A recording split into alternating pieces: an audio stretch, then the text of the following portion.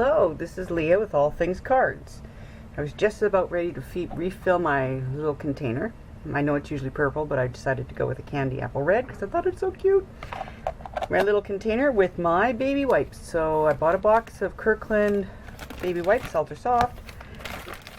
Supposedly, what I've heard is that it's the least linty. How's that? Least linty. It doesn't smell offensive or overly perfumed. So that's good. So I take two. I usually refill this with two. A little square. Put it in my little baby food container. Got these from Toys R Us, I believe, for a very low price when my granddaughter was a little wee one.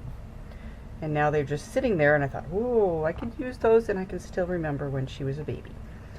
So I put these in here.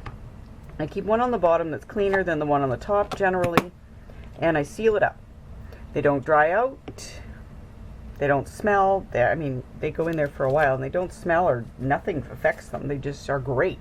Once you start to get one that has a lot of ink on it, you'll notice that the ink will then transfer to your hands as you're picking it up and moving it and doing stuff with it. Okay, so we're right in the middle of a card series, a paper series. So I'm going to get back to that. Just thought I would refill this with you. Have a great day. May God richly bless you.